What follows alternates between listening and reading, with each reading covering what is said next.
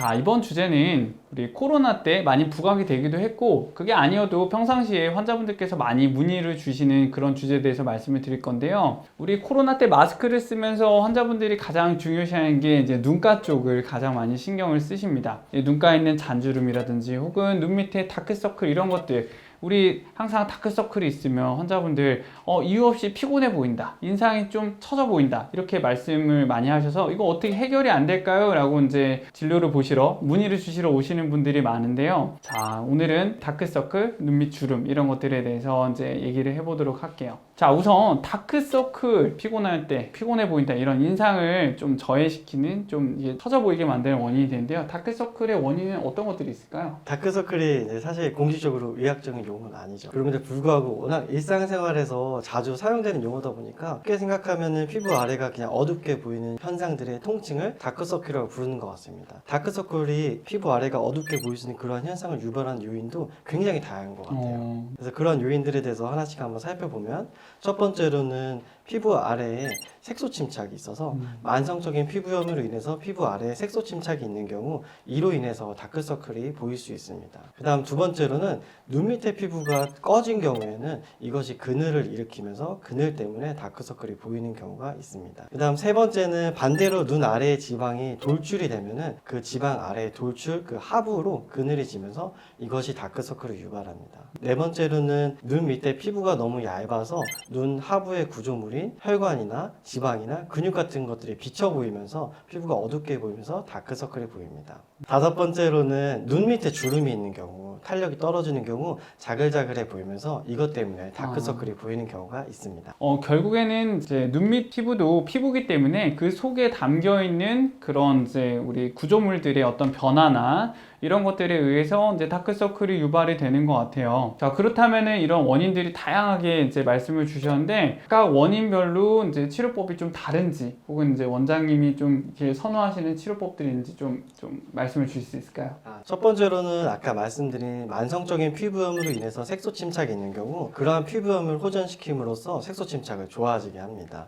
그래서 가려워가지고 자꾸 긁게 되는 습관이 있다든지, 또는 비비는 습관이 있으면 이를 교정하면서 가려움증을 좋아지게 하고 있습니다. 두 번째로는 눈밑이 꺼져 있는 경우는 꺼진 부위를 채워줄 수 있게 부드러운 성상의 필러를 놓거나 또는 피부가 두터워질 수 있는 스킨 부스터를 놓아드립니다. 세 번째로는 눈 밑에 지방이 돌출되어서 이 아래가 그늘진 경우는 우선은 돌출의 정도를 파악해야 됩니다. 돌출의 정도가 심한 경우는 이것은 비수술적인 방법으로 교정하기가 사실 너무 어렵습니다. 어떤 수술적인 교정, 즉 지방 재배치라든지 하안검 성형술 같은 성형외과적인 수술도 고려를 드리고, 만약에 그런 수술이 너무 무서우시거나 아니면 지방 돌출이 심하지 않은 분들은 그 지방 돌출 아래 부위를 필러를 맞거나 스킨 부스터를 맞아서 교정해 드리면서 그늘을 좋아지게 하고 있습니다.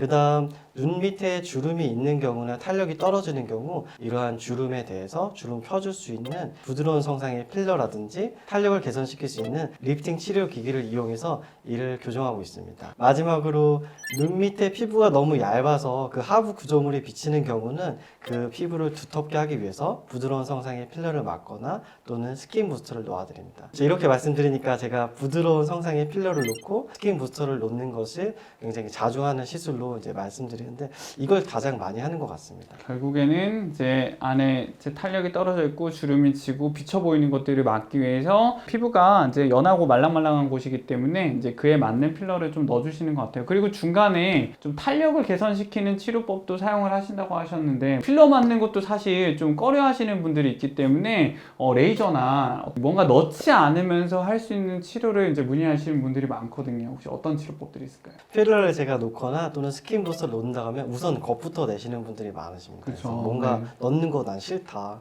부자연스러울 수 있다. 그래서 그런 경우는 이제 에너지 기반의 치료 기기들을 이용해서 치료하는데, 가장 많이 하는 건 역시 고주파 치료 기기입니다. 그래서 고주파 리프팅 치료 기기를 이용해서 피부에 콜라겐을 재생시키고 주름을 펴줌으로써 탄력을 개선시켜서 눈 밑에 다크서클을 개선시키고 있습니다.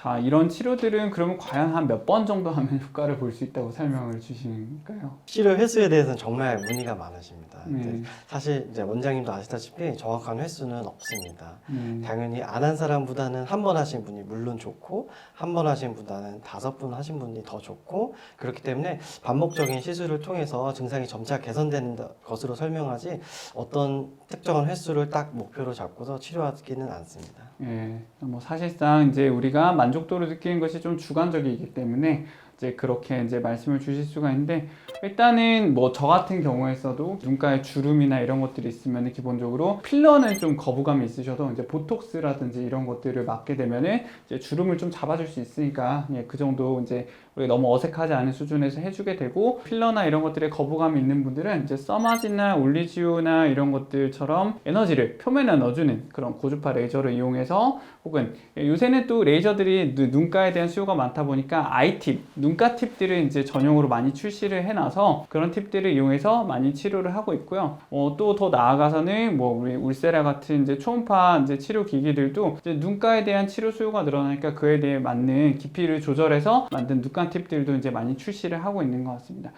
물론 이제 저도 그래도 환자분들께서 이제 문의를 주시니까 그래도 이제 한두 달 간격으로 최소 3회 정도 이상 치료를 하게 되면 어느 정도의 개선 효과를 노릴 수 있다 말씀을 드리고 사실 이런 것들도 결국에는 꾸준히 해야 되는 거기 때문에 고민이 정말 되시는 분들은 그래도 1년에 뭐 한두 번이라도 꾸준히 하셔라 이렇게 설명을 드리는 편인 것 같아요. 자, 근데 그럼 이런 치료들을 했을 때 혹시 우리 우려할 만한 뭐 부작용이나 이런 것들은 없을까요? 제가 아까 부드러운 성상의 필러라고 설명드렸는데 부드러운 성상의 필러라고 하면은 우리가 보통 흔히 말하는 코필러, 턱필러처럼 어떤 볼륨을 빵빵하게 채워주는 그런 필러는 아니고 약간 물처럼 흐물흐물한 젤리 같은 필러이기 때문에 발생할 수 있는 부작용은 비교적 제한적입니다.